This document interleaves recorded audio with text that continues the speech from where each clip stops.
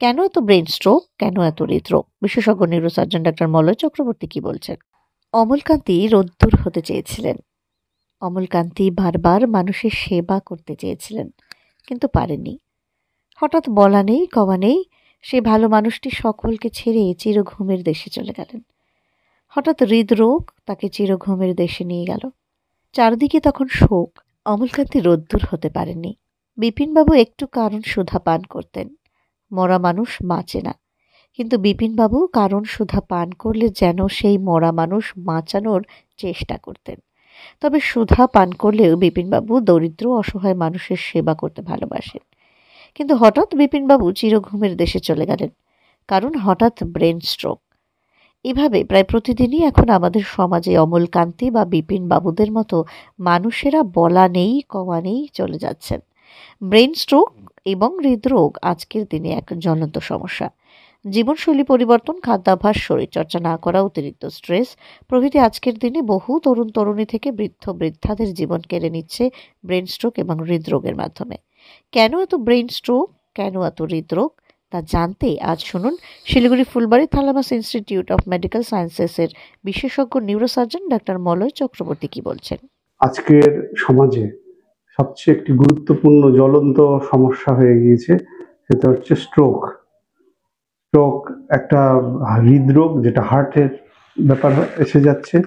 দ্বিতীয়ত হচ্ছে brain stroke.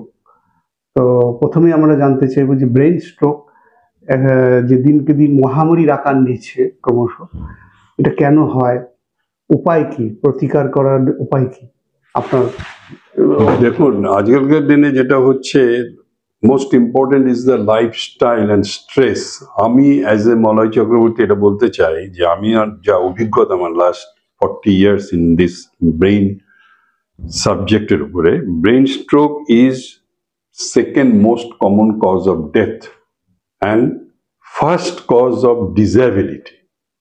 আর এটাতে কেন আমরা খুব কনসার্ন, বিকজ এটা মিডিল এজেড গ্রুপরা সাফার করে। আর আজকাল তো একটা জিনিস দেখা গেছে, stroke in young for the brain problem. So from 30 onwards till 70 there randomly it is happening. কেন হচ্ছে? ধরুন, আমি বলবো আপনাকে যে near about 40 to 50% people are having stroke nowadays in our society. 50% people are suffering from hypertension without much control. তাদের নিজেদের blood প্রেশারটা তারা কন্ট্রোল করতে পারছে না, তার কারণ তাদের ওষুধ খাবার কমপ্লায়েন্স, ডাক্তার দেখাবার কমপ্লায়েন্স, লাইফের মডিফিকেশন কিছুই ওনারা মানছেন না। Second most common is the stress. সকাল থেকে রাত অবধি খালি স্ট্রেস স্ট্রেস স্ট্রেস স্ট্রেস। কিসের জন্য? 6-7টা subject. Stress for career, stress for earning money, stress for power, stress for competition, and stress for complex life. ধরেন একটা ইয়াং ছেলে দেখা যাচ্ছে তার ফ্যামিলিতে তাদের যে ফ্যামিলি স্টাইল, বা একটা অ্যাডাল্ট ছেলে সে যে বিয়ে করলো তার যে husband wife relation, all are nowadays in my knowledge it has become mess. এটা একটা জিও প্যারাডাইজড হয়ে বসে আছে। কেন? কারো মনে কোনো শান্তি নাই, বিকজ আমাদের দেশে পুজো পার্বণগুলি সোসাইটির কাছে চলে গেছে। হাল্লা চিল্লা, মাইক বাজাচ্ছে, অমুক আর্টিস্ট আছে, এই সমস্ত। বাট আগেকার দিনে পুজোগুলি ছিল কনফাইন্ড টু দি হাউস। প্রত্যেকটা বাড়িতে একটা পুজো হতো, সেখানে কনসেন্ট্রেট করতো, সব ছেলেমেয়েরা বসতো, সেই জিনিসগুলি চলে গেছে। Family unhappiness have become huge, personal unhappiness has become huge, social unhappiness has become huge. সোসাইটিতে যদি আপনি দেখেন, political leaders and then other people, they could not do much well. আমার তো অবাক হয়ে গেলাম যে কালকে নাকি পরীক্ষা দিতে 500 জন ছাত্র চোপড়াতে যায়ই নেই, ছাত্রছাত্রী। কেন যায় নাই? পরীক্ষার ব্যাপারটা উঠে যাচ্ছে। তারপরে কি সমস্ত সিস্টেম আমি জানি না। ক্লাস 8, 9, 10 অব্দি আপনার কোনো মার্কস লাগবে না, কিছু লাগবে না, কম্পিটিশন বলে কিচ্ছু নেই। দেখুন, লাইফে অ্যাড অন কিচ্ছু হয় না। সো এই স্ট্রেসটার উপরে আমি জোর দিচ্ছি। সবাই কিন্তু internally suffering from stress. Stress হলে কি হয়? ব্রেইনে নরঅ্যাড্রিনালিন, অ্যাড্রিনালিন, ক্যাটাকোলামাইন্স, এরকম নানান রকম কেমিক্যাল সাবস্টেন্স জড়ো হয়, ব্লাডের উপর দিয়ে যায়, ব্লাডের ইন্টারনাল ওয়ালটাকে ড্যামেজ করে এবং ব্লাডটাকে কনস্ট্রিক্টেড করে, এবং তার সঙ্গে যদি হাইপারটেনশন ডায়াবেটিস থাকে সেটা নিয়ে বার্স্ট করে যায়, অথবা এটা আরো ন্যারো হয়ে যায়। সেই জন্য এটাকে বলে হিমোরেজিক স্ট্রোক, যখন রক্ত জমাট হয়ে যায় আর যেটা নাকি আপনার মানে ব্লাড কমে যায় সেই জায়গাটা ইস্কেমিয়া হয়। ইস্কেমিয়া মানে ল্যাক অফ ব্লাড সার্কুলেশন, সেটাকে বলে ischemic stroke. Once the stroke happens, আমাদের একটা সাইড প্যারালাইসিস হয়ে গেল, কথা হচ্ছে না ঠিক মতো। তা চিন্তা করুন, ওই লোকটা যদি আপনার 45 ইয়ার্স, একটা ওয়ার্কিং লোক, একটা লেবার, সেই লোকটা যদি আপনার প্যারালাইসিস হয়ে যায়, তাহলে সে ফ্যামিলিটাকে রান করবে কিভাবে? সে নিজে ওষুধ খাবার পয়সা কোথায় পাবে? সে তো আগে ব্লাড প্রেশার দেখে নাই, আরো কয়েকটা ফ্যাক্টর আছে আমি বলবো।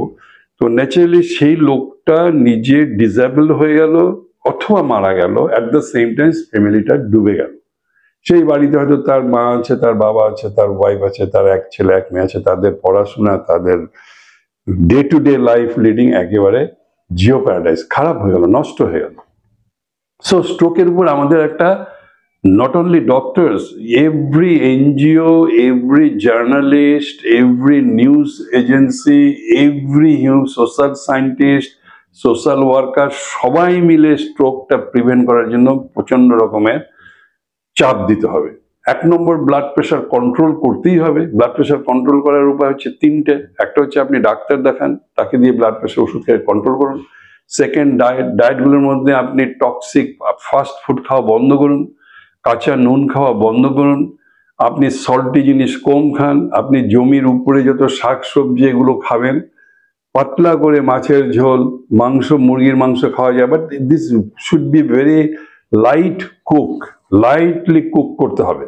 ভাত কম খেতে হবে, শাক সবজি বেশি খেতে হবে, স্যালাড বেশি খেতে হবে, এইভাবে পেটটা ভরতে হবে। Carbohydrate is one of the most deadly bad things which causes diabetes. So কার্বোহাইড্রেটটা কমাতে হবে, প্রোটিনটা বাড়াতে হবে। প্রোটিনের মধ্যে সয়াবিন আছে, পনির আছে, আমাদের ডাল, বিভিন্ন রকমের ডাল আপনি খেতে পারেন, সেই প্রোটিনের মুরগির মাংস খেতে পারেন, ডিম খেতে পারেন, আপনি সপ্তাহে 2টো ডিম খেতেই পারেন। কিন্তু পাঁঠার মাংস যদি 2 টুকরো করে খান তাহলে এটা মেডিসিন, 2 বা 3 টুকরো করে খেলে it is medicine, because it gives you vitamin B12। Vitamin B12 না হলে তো পরে গিয়ে আপনার ডিমেনশিয়া হয়ে যাবে। সুতরাং, বাট এটা যদি 5-6 টুকরো খান, দেন ইট বিকামস এন পয়জন। এটা ভাবতে হবে। ডায়েট, যে কোনো ডায়েট, যেটা আমরা আমাদের সেই মানব সভ্যতার ইতিহাস থেকে যে ডায়েটগুলো আস্তে আস্তে মডিফিকেশন হচ্ছে, সেই জিনিসটার মধ্যে বুঝতে পারতে হবে স্বল্প ভোগ দীর্ঘজীবী। অল্প আহার করুন, সবকিছুই খান, অল্প অল্প করে খান। মাংস যদি খেতে হয় 2 বা 3 টুকরো, মুরগির মাংস 3 টুকরো, আলু যদি খেতে 1 piece, not more than that. তো এই যে জিনিসগুলো, এই জিনিসগুলো আপনাকে খাওয়ার নিয়ম শৃঙ্খলাটা রাখতে হবে। আমি যেটা খুব খারাপ পাই, দেখুন এভরি রাস্তা দিয়ে বেরোলে দেখা যায় যে সবই রেস্টুরেন্ট, যেমন every 10 shop is a wine shop. Alcohol খাওয়াটা একটা বিরাট বড় বাজে জিনিস। অ্যালকোহল কোনো হিসাবেই কাজে লাগে না, এখন যেটা প্রুভ করেছে। আগে অ্যালকোহল নিয়ে দেখবেন বড় বড় টেক্সট বুকে লেখা থাকতে, এখন এটা বন্ধ করে দিয়েছে, because alcohol is nothing but A poison. But আপনি বলুন, আমি বলা উচিত কি উচিত না আমি জানি না, but as a doctor I can say, alcohol নিয়ে আমাদের যেভাবে আবগারি সিস্টেমে অ্যালকোহলকে প্যাট্রোনাইজ করছে, এতে সমাজ ধ্বংস হচ্ছে। সেই হিসাবে বিহারকে আমি সবসময় প্রশংসা করি যে তারা অ্যালকোহল ব্যান করেছে। এখন অ্যালকোহলের সাথে financial gain that goes to the revenue department of our country, and that is invested in other things, to making road or other things, ওগুলো কোনো প্রয়োজনই নাই। If the alcohol destroy the society, একটা সমাজকে যদি ধ্বংস করে, it should be stopped. যেমন স্মোকিং শুড বি স্টপ। এগুলি দোকানে পাওয়া যায় উচিত না, কিন্তু আমি এটা খুব হলফ করে যা বলছি, এটা তো হবে না, আমার কথা তো কেউ শুনবে না।